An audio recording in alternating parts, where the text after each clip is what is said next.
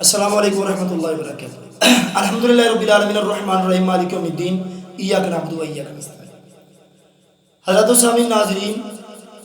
ایک بہن نے سوال کیا کہ اگر خاوند نامرد ہو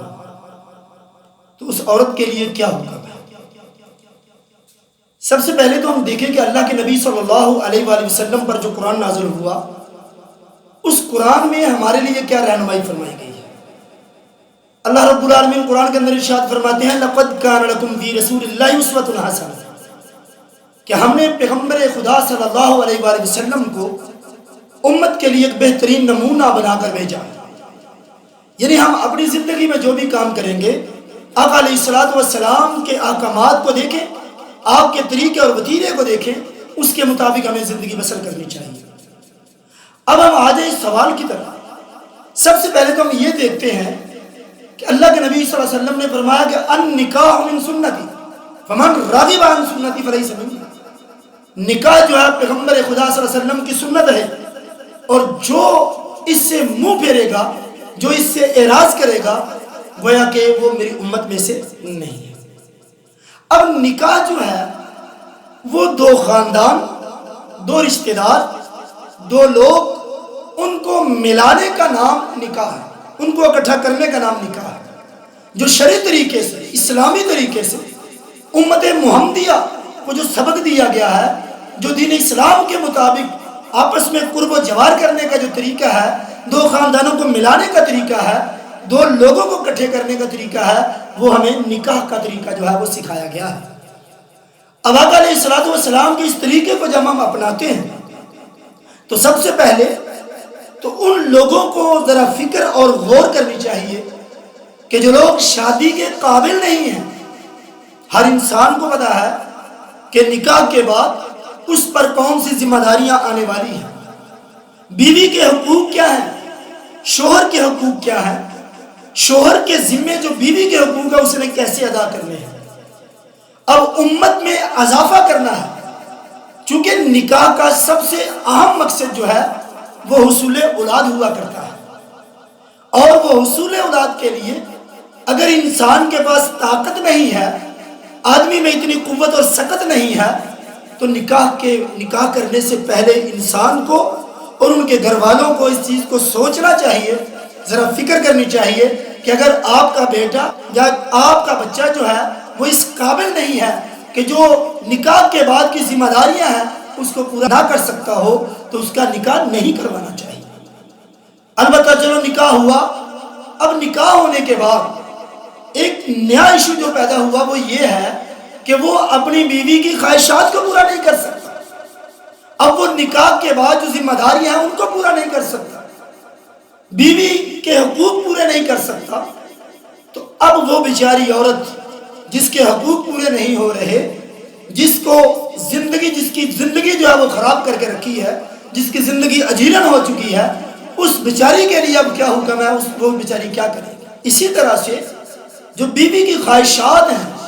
بیوی کے جو لوازمات ہیں،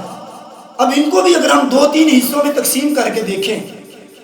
اگر ہم دیکھتے ہیں بیوی کا نان و نفقہ، اس کا کھانا پینا، اس کی رہائش، اس کے علاوہ اولاد کے حصول کے لیے انسان کا بیوی کے ساتھ، شوہر کا بیوی کے ساتھ صحبت کرنا، بیوی کے ساتھ اپنی شب و روز گزارنا، اگر اس کی وہ سکت نہیں رکھتا تو اب وہ بیچاری عورت جس کے ساتھ نکاح ہو چکا ہے، اب اس کے لیے کیا حکم ہے، وہ بیچاری کہاں جائے گی۔ اب ہم دیکھیں اسلام نے ہر ایک کی رہنمائی کی، خواہ مرد ہو یا عورت، خواہ کسی کی طرف سے کوئی معاملہ ہو، اسلام مکمل طور پر رہنمائی فرماتا ہے۔ یاد رکھیں اگر نکاح کے ذریعے سے دو لوگوں کو جوڑا جا رہا ہے، نکاح کے ذریعے سے دو لوگوں کو جوڑا جا رہا ہے تاکہ وہ اپنے شب و روز کو گزار کر اپنی اولاد کو حاصل کرے، بیوی کی خواہش کو پورا کرے، اگر یہ کام نہیں ہو رہا تو حالانکہ اس کو جوڑنے کے لیے نکاح کا طریقہ ہمیں ملا تھا، لیکن یاد رکھیں اگر اس چیز میں بھی ہم دو طرح سے دیکھیں، اگر بیوی سے شوہر خوش نہیں ہے، اگر نکاح ہو گیا بیوی سے شوہر خوش نہیں، تو شوہر کے پاس ایک اختیار ہے جس کو ہم طلاق کہتے ہیں۔ وہ طلاق دے کر اپنی بیوی کو فارغ کر کے اپنی ذمہ داری سے بری ہو جائے، اپنے لیے اور راستہ اختیار کرے۔ لیکن اب یہاں پر بیوی جو ہے وہ راضی ہے، لیکن اگر ناراض ہے، اگر وہ خوش نہیں ہے، تو شوہر کے پاس وہ طاقت اور سکت نہیں ہے جو بیوی کی خواہش کو پورا کر سکے۔ مثلا شوہر نامرد ہے، شوہر اس کی خواہش کو پورا نہیں کر سکتا۔ اللہ رب العالمین نے یہاں پر عورت کو بھی اختیار دیا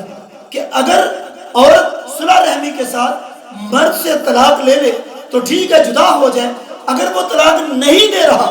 وہ اس چیز پہ راضی نہیں ہو رہا، تو اللہ رب العالمین نے عورت کو دوسرا راستہ بھی دیا ہے، وہ راستہ ہے خلا کا راستہ۔ عورت اپنے لیے خلے کا اختیار رکھتی ہے، جیسے نکاح کا اختیار مرد کے پاس ہے، اسی طرح سے خلا کا اختیار عورت کے پاس ہے۔ نکاح کے بعد طلاق دینا جو ہے، اگر آدمی طلاق دیتا ہے اور اس کا اختیار مرد کے پاس ہے طلاق دینے کا، عورت کے پاس طلاق اختیار نہیں ہے، یہ بات ذہن میں رکھیں۔ مرد کے پاس طلاق کا اختیار ہے، عورت کے پاس خلا کا اختیار ہے۔ مرد اگر راضی نہیں ہے تو عورت کو طلاق دے کر فارغ کر سکتا ہے، اور اسی طرح سے اگر عورت راضی نہیں ہے اور مرد اس کا طلاق دینے کے لیے تیار نہیں ہے تو عورت خلا حاصل کر لے، اس سے خلا لے کر، خلے کا ذریعہ بھی طلاق ہی ہے، وہ عدالت میں اپنی اپلیکیشن دے کر عدالت میں رجوع کر کے وہ عدالت اس کو خلے کے ذریعے سے اس عورت کو مرد سے جو ہے وہ طلاق دلوا دے گی، اسے فارغ کر دے گی۔ یہ عورت کے پاس طریقہ ہے۔ اگر اس کا مرد نامرد ہے، وہ اس کی خواہشات پوری نہیں کر سکتا، تو وہ عورت اس کے ساتھ رہنا بھی نہیں چاہتی، تو بہتر طریقہ اس کے لیے یہی ہے، وہ عورت جو ہے اپنے مرد سے خلا حاصل کر لے، اس طرح سے اپنی زندگی کو اچھے طریقے سے کہیں اور جگہ پر یا جیسے وہ بہتر سمجھتے ہیں گزار سکتے ہیں۔ اللہ تعالیٰ سے دعا، اللہ تعالیٰ ہم سب کو صحیح معنوں میں قرآن و سنت کو پڑھنے کی، اس پر عمل کرنے کی توفیق عنایت فرمائے۔ وآخر دعوانا الحمدللہ رب العالمین، والسلام۔